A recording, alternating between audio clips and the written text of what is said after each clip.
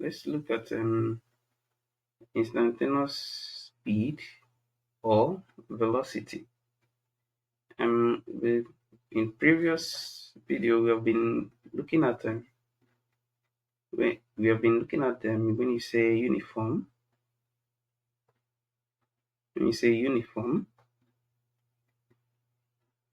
uniform velocity or acceleration, then we've looked at average. Looked at that average velocity or acceleration, and then we've also looked at non-uniform velocity or acceleration. So this time around, we are going to look at instantaneous speed or velocity.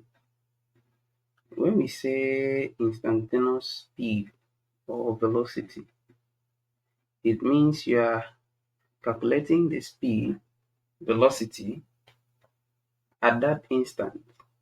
For uniform velocity, you are like monitoring the motion of the body, find out the initial velocity when the initial velocity or initial time the motion started.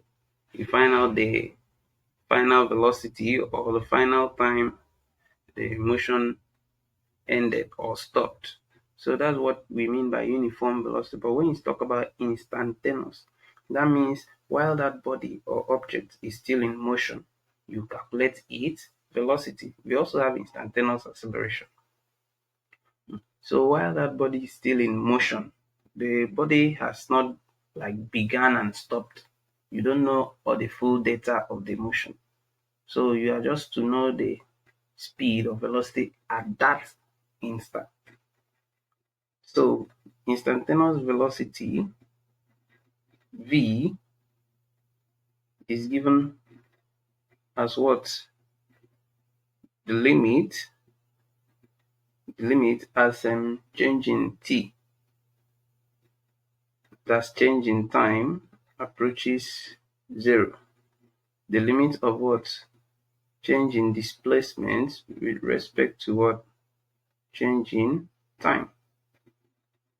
So according to mathematics, our O-level mathematics, when you say limit, when you take limit of any function or expression with respect to 0, what you are directly saying, you're taking the derivative of that function. So v, now what this means is v is what? ds dt. So velocity, instantaneous velocity v equals to what? ds dt. That's the derivative of what? Displacement, where your s represents what? Displacement in meters, and then your t is what? Time in seconds. T is time in seconds.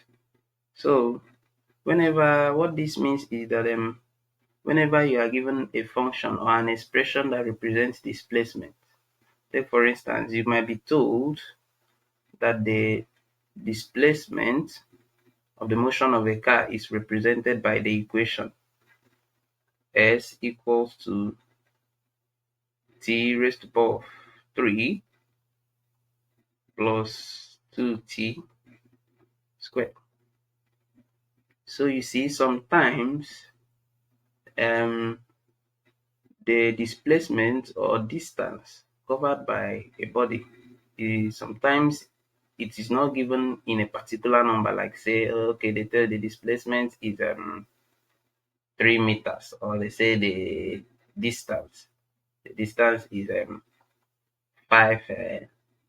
meters, or they tell you height equals to 10 meters. No, most times the parameter or the value of a parameter can be given in form of an equation or an expression. So in this case now, displacement s is given in terms of an expression. That's s equals to what? T raised to the power of 3 plus 2t raised to the power of 2, where t represents time and s represents displacement. So when you are now given a displacement or distance in form of an equation or an expression, and then you are asked to find what? Instantaneous velocity. You're asked to find what? Instantaneous velocity. So what that means is this: instantaneous velocity equals to what? ds dt. That means you have to differentiate s with respect to t. So I don't know how well your background is in differentiation or calculus, but it's nothing difficult here. It's just using the basic principles or the basic law. Now, what you have to do, if you are to find velocity here, is instantaneous velocity, that means you differentiate s with respect to t. So let me differentiate this s now. So the s dt equals to, if I differentiate the first term here, it will be the 3 here times the coefficient of t. Coefficient of t here is 1. So that will be 3 times 1 times t. Then raised to the power of that 3 minus 1. Then you come plus. And 2 here. The power of this t here will multiply with the coefficient of t. The coefficient of t here is 2. So this will be 2 times 2 times t. Then raised to the power of 2 minus 1. So when you process that, your ds dt will be 3 times 1, 3. 3 minus 1, 2. That will be 3t raised to the power of 2 plus 2 times 2, 4. T raised to the power of 1. No need of writing the 1. So now, from the equation or expression given for us for displacement, we've been able to find the expression for instantaneous velocity. So our instantaneous velocity, which is time dependent, that's v of t, equals to what? 3t squared plus 4t. 3t squared plus 4t. So, however, if in the equation you were asked to find the instantaneous velocity at a time t equals to 2 seconds. Remember, we are talking about instant, at that instant. So you will always be given the time or the instant time that they want you to find that velocity or acceleration. So if you were asked to find the instantaneous velocity at a time t equals to 2 seconds, that means you now come to this expression that represents your instantaneous velocity and substitute 2 wherever you see t. So instantaneous velocity at time 2 seconds will be equals to 3. In the place of t, you write 2 raised to the power of 2 plus 4 times 2. 4 times 2. So now our velocity at 2 seconds will be equals to, this will be 3 times 2 raised to the power 2 is 4. 4 times 2, 8, which equals to 4 times 3, 12, plus 8 equals to 20 meter per second. So our instantaneous velocity at a time t equals to 2 is what? 20 meter per second. 20 meter per second. So what really goes on here is that you know that the definition of velocity is what? Displacement over time. Velocity means what? Displacement s. Velocity means what? Displacement over time. So in instantaneous velocity means you just do the s, the t, that's you differentiate s with respect to t. That's what we did here. So if you are given displacement and it is normally given in form of an expression or equation, you have to differentiate it to get your velocity.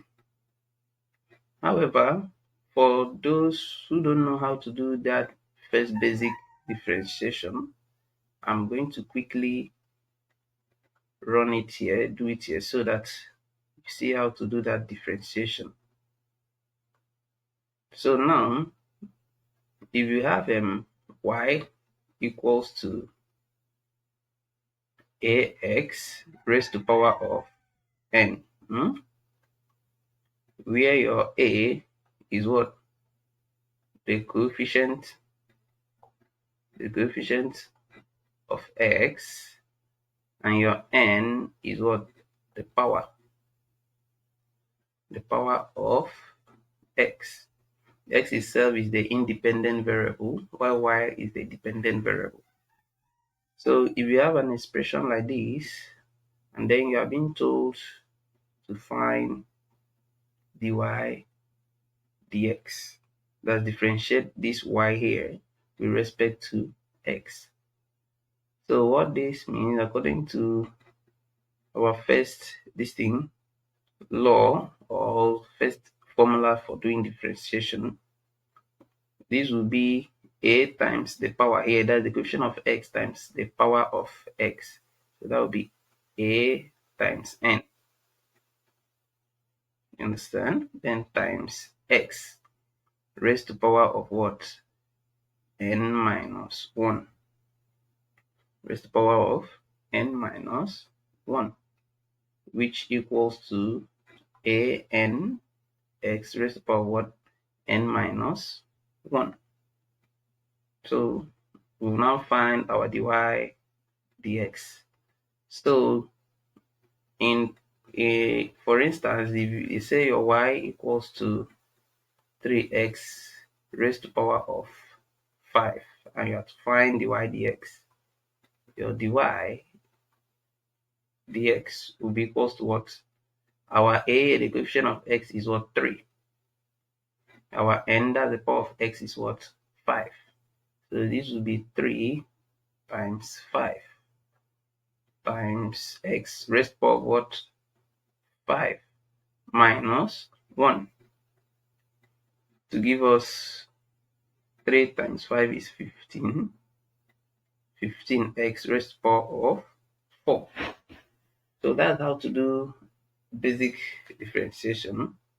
However, you try this out and see if you've understood how to do that basic differentiation. So what if I ask you if y equals to 2x raised to power of 3, I should find dy dx, what will be your answer? Pause the video and work it out. Then unpause it and see if your answer will rhyme with mine. Okay, so with respect to this here,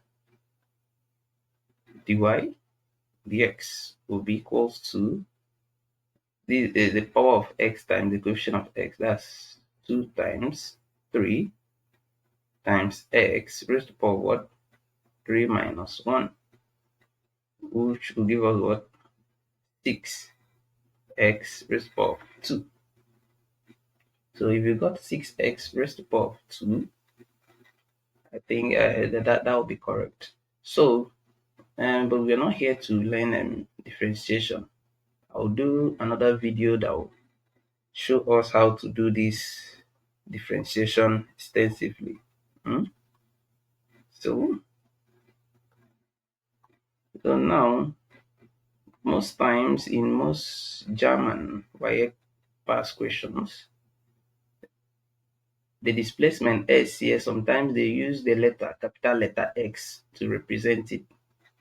So just take note, it's nothing, it's just the principle are the same. So that's introduction to instantaneous velocity and acceleration. I'll still do acceleration in the next video.